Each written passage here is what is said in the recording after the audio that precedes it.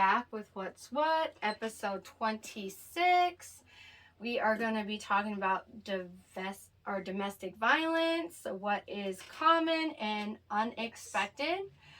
That is the topic we want to talk about today. We're also going to talk about what we've been up to, and then we're going to talk about an interactive question I asked on social media and read out the responses we got back. Those of you who are just tuning in, this is the podcast that I created for my following and people who wanted to know what I was up to, but I obviously don't communicate it enough. So I decided to do a podcast once a month where I, update people on what I've been up to, talk about some things that I care about that goes on in the world, or what's currently happening that I want to talk about, or and then I also ask questions online and read back responses. So that is the gist of what turned out to be. But getting right into it, Shaquana, what have you been up to? What I've been up to? Well, lately I've just been, and I'm going to bring this up too because it's going to also lead into the topic that we're talking about, focusing on my family. I have a weird extended family that a lot of people don't understand, and they don't understand our connection and how close we are. But right now I'm just working on myself and the stabilization and a stronger connection within my family. And I'm going to tell you, my family consists of myself, my children, my wife, and my ex-husband. We're pretty much all a big family, and we're just working on, that connection, strengthening, understanding, so we can basically, be a stronger unit in, everything that we do, because we also run our businesses together. So that's another reason why it leads from personal, into every area of our life. Okay. And what have you been up to? What I've been working on lately, taking care of my kids,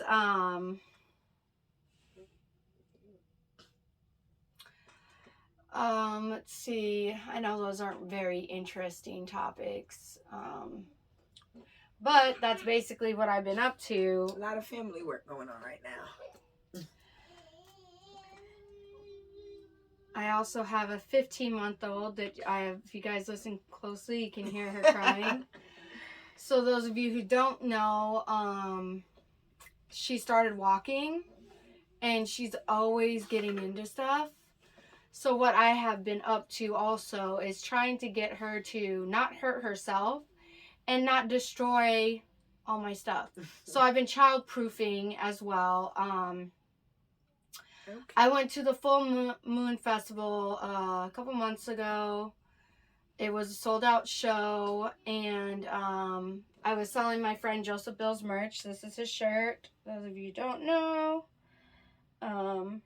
this is one of his shirts. Probably like right here you can see the Got Bills. Got Bills are maxed out is mainly the things that he used for marketing. But sold out show. He did a really good job, but that's like per usual. I'm not telling you guys anything new. I was cold. A lot of, half naked people there were probably looking at me like I was crazy for being cold, and I definitely felt like I'm always sissy. Cold too, so I'd have been cold with you. Yeah, and I'm from Minnesota, so for shame on me. From New York, shame on me. But I can say I've been out here 26 years, so I adapted to Arizona more. So those of you are wondering, why was she looking down? I was looking down at my paper because I couldn't really remember what I've been up to.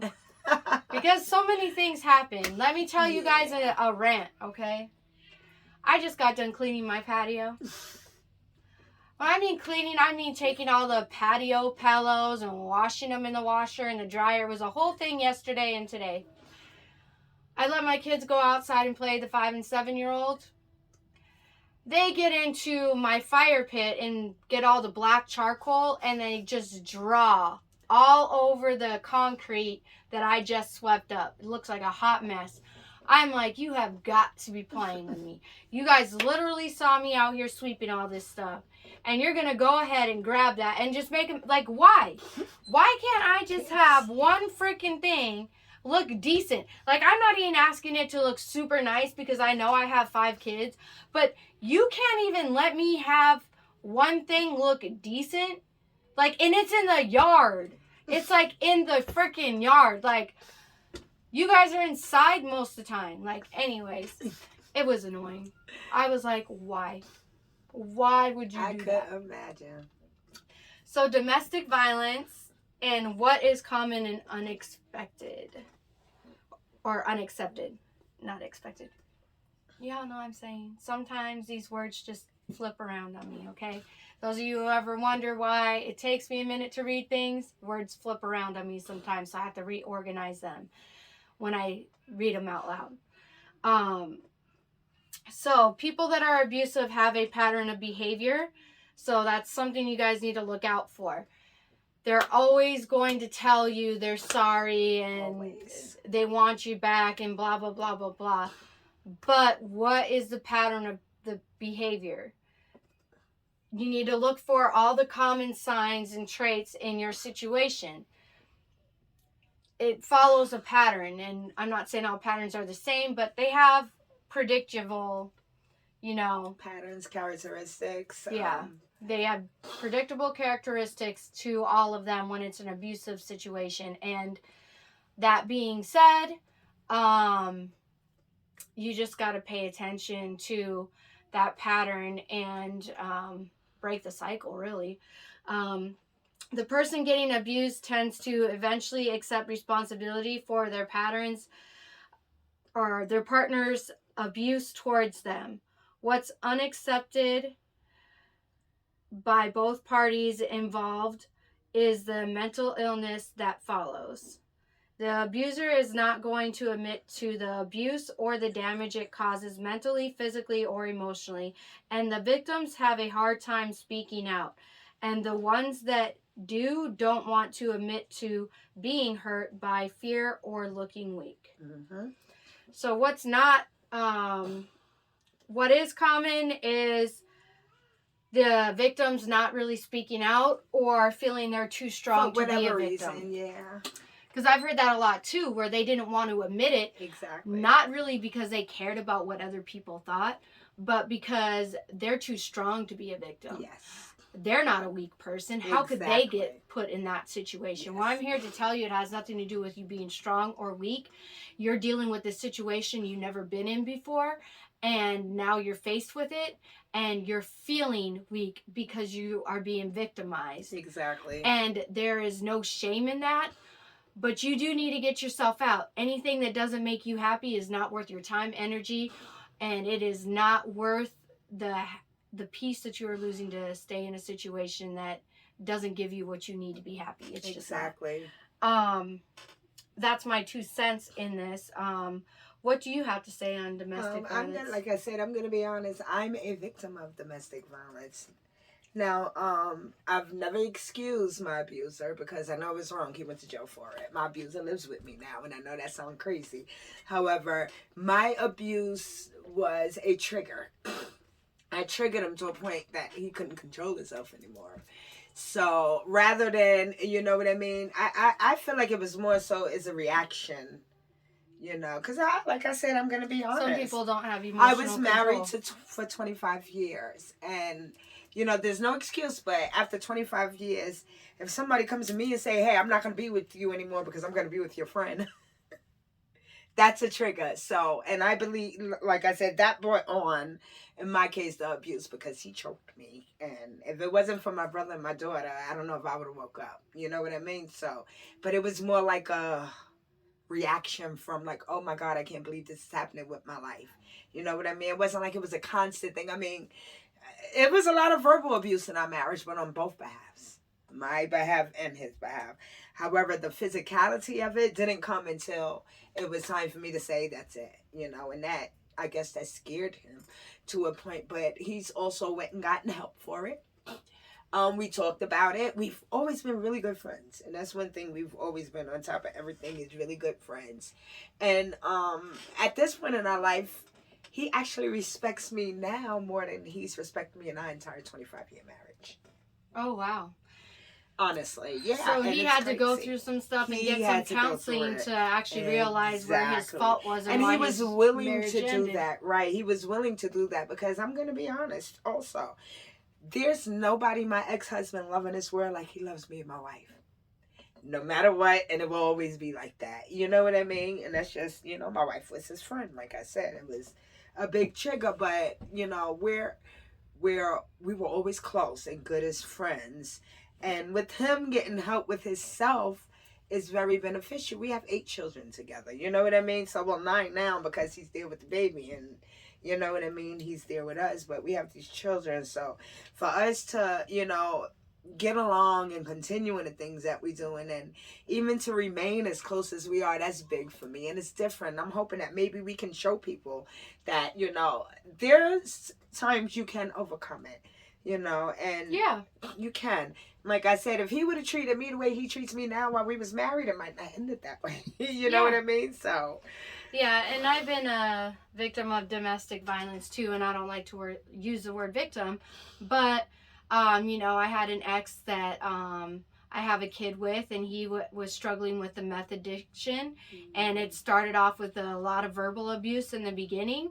Then the atmosphere was like walking on eggshells is the best way to describe it. Any little thing could tip him off, and you'd be in an argument for an hour, 2 hours, sometimes 4 hours, and then he'd be breaking stuff.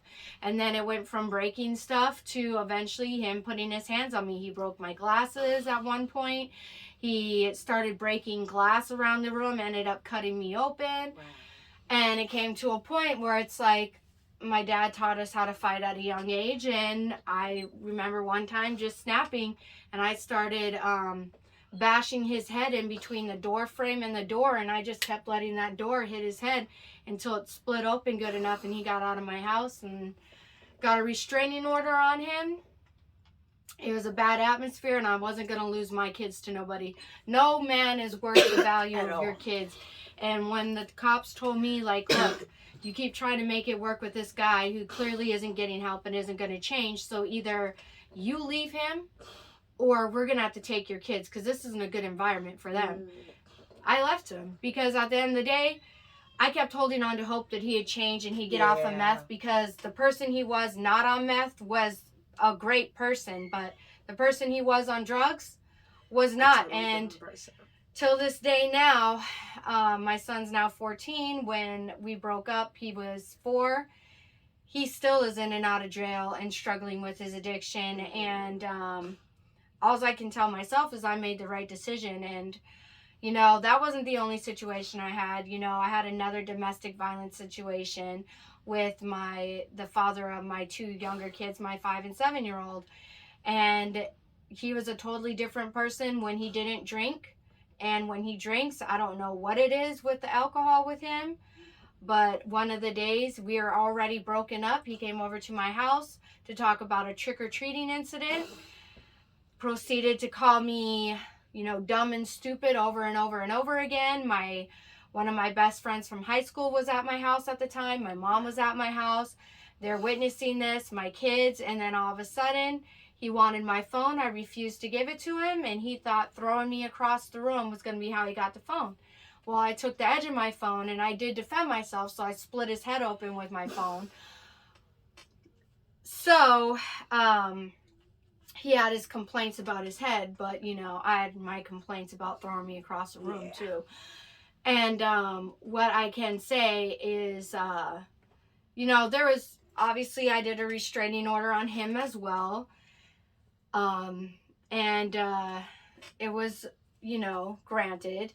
And whether I did that or not, the police pressed their own charges. Yes, they did. They did in both of the domestic violences I'm talking about. But you have to know for yourself what is not tolerable. Yes. Since that incident, I never let my ex live with me again, and we used to be best friends. Both these people that I had domestic violence with, if you assume I don't understand that these people were like best friends to me when they assaulted me. One assaulted me because he had no control over his own addiction to meth. The other one had no emotional control over himself when he drank. He rarely drank, but when he did, is like everything he held within himself and didn't say came pouring out. And apparently it was all negative. And sometimes people just snap, but either way, you have to set your own boundary. You do. What is and is not okay. And that's what I did for myself. And all I could tell everyone who's experienced domestic violence, don't defend it, don't excuse it. You can understand why a person may have reached their breaking point, but that doesn't mean you allow them to treat you that way, or there's other ways to react when you reach your breaking point. Yes, you don't give them a pass to ever abuse you. Exactly. And with that being said, we're going to go into our questions, our interactive question, which is, what is the number one deal breaker? Okay, so Anthony Vaughn, a woman in the club trying to seduce me with her drunken sexy dance. He also said, you know what's a real deal breaker for me? A woman who mistreats staff at a restaurant. I'll get up from the table. Wow. Edgar said, no ass. Anthony said again, or if I have an overwhelming feeling, I might wake and your hair isn't going to be in the same place as it is the night before. I may think myself into a no deal. Hines said, great sex, and then she stands and takes a piss. Whoa, okay. Yeah, that one went left for me. Like, what do you mean by that? Kevin said, if she don't like me. Well, that's a clear deal breaker. Victor said, trying to take a shit with the door open and I'm in the room too on the first date. Nope. You shouldn't be taking a shit in nobody else's house on a first date anyway. You're supposed to shit before you left. Robert said, my girl somehow being kissed by an Uber driver. Okay. Brandon, my humor is too dark for most people, obviously. So George said, she's the one when she feels comfortable enough to fart in front of you after hanging out one day and ate tacos with you, and you both compare who has the best looking stretch marks that counts in your body. That's funny. Tanya said, bad hygiene and yellow teeth. Yeah, I can definitely agree with the bad hygiene. Me too. And not taking care of your teeth. Yes, I agree with that. Big time. Recently, I had went to the dentist. I think I talked about this on episode 22. And he had actually, just laid out all the different things that happen over age with your mouth as is. And then he also asked me if I was like a smoker, so on and so forth. And I said no. And then he just listed, not that he thought that I was by my gums or anything, but it definitely messes with the chemistry of your mouth. And what, like, I love the smell of weed, and I don't know why, it's something weird. I also like the smell of gas, but me too. I love the smell of gas. I've always had like a problem with getting ear infections and having a hard time breathing and inhaling smoke, so I try to keep a fair distance from people that smoke. I think what a lot of people need more awareness on is this whole sharing. I know it's like a tribal thing to do with your cigarettes and your weed, but after, just sit down with a dentist and tell them that you're sharing, and see what they say, because you think it's worth it now until you get those bacteria they're talking to me about, and those germs, and then the STDs that are not curable. It definitely wasn't worth that freaking one drag. You gotta, like I said in the other episode, somebody could be doing a whole in the freaking bathroom at whatever club and shit you're at. And they come out and smoke with you. And then be like, ooh, that weed smells good. Let me get some. And now you have that man juice in your mouth. Ooh. Okay. Or they could have been vomiting from alcohol poisoning and then feel fine. And then they come out, ooh, that smells good. Let me have that. I mean, you just don't know. And it's definitely something I thought about more because I didn't think about it. And not that I'm a smoker, so I'd have to worry about it, but I was dating someone that was a smoker and does their ritual sharing, and I was like, I didn't think about my health and how much it can really affect me, and I was like, okay, yeah, I'm gonna have to like not kiss this person anymore because they share with damn near everybody. And it's like, If it's your spouse, it's one thing. Yeah, but with everybody, that's Yeah, if you're just going to an event and you're outside and they're no like, donation, no rotation. That's my saying. Yeah, they're like, ooh, that stuff smells good, and you're just sitting there passing And it I'll to show this you where to friend, get some from. and this friend, and this friend, and then this friend, Yeah. and all because they're friends with you. It's just like, I could be friends with you and be cool as shit with you, but like, I'm not gonna be freaking putting what's in your mouth in my mouth. That's like chewing on a piece of gum and then putting it in their mouth. Like, no, I'll give you a new piece of gum. I will do that for you. Like, I have a 60 thing of gum in my freaking car. I will give you a new fresh piece of gum. I'm not going to chew on my gum and then give it to you. Right. I'm not saying that blunts and cigarettes are the same thing as that. It's always convenient and easier because it's already lit to just pass it. And most people don't have several blunts just rolled up. And at that point, with how, expensive cigarettes and weeds are, you don't necessarily want to give somebody a full cigarette. And you sure don't, but or blunt, but you got to look at your health, and you could always just say, yeah, if you want some, I have some weed and I have some wrappers, give me this much money and you can roll one yourself. Oh, I show you where to get it from. That's what I say. Like, my friends used to love to come visit me because I never shared my blunts, so I would give them their own just because I didn't share it until I realized I was being used. Yeah, definitely be like, hey, I got a blunt for you. You got, I don't know, $5, $10. They come visit me because they know as soon as I wrote me a blunt, I'll give them their own because I wasn't sharing. Yeah. So they'll come just sit right there and wait for me to roll a blunt so they can get their own. And they would sit there and just use me until I just stopped altogether. I smoke it right in their face. Yep, and be like, nope.